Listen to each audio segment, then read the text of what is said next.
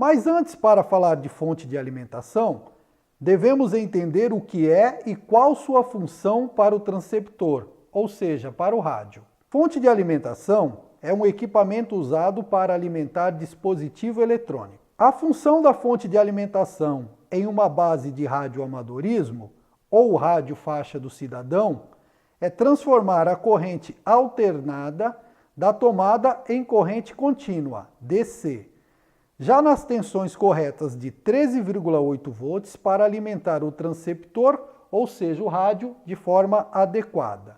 Vamos entender a fonte linear.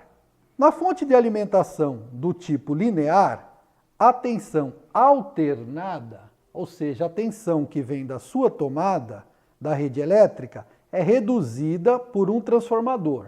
Nesse transformador, a tensão, por exemplo, ela entra em 110 ou 220 volts, depois ela é diminuída para 25 volts no secundário do transformador, depois essa tensão alternada é retificada pela ponte retificadora ou, em alguns casos, por diodos, para que possa ser usada em nossos equipamentos, já que esses equipamentos usam tensão contínua.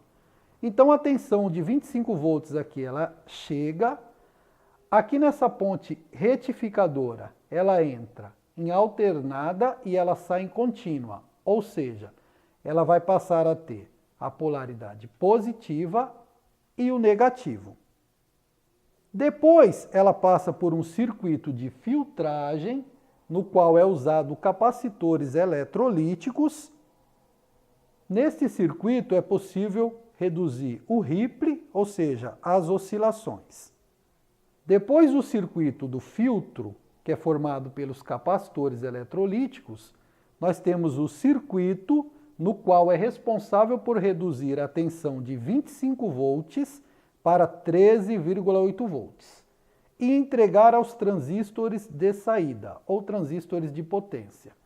Neste caso, existe o emprego dos transistores 2N3055, que é o mais usado nessas fontes lineares para a radiocomunicação.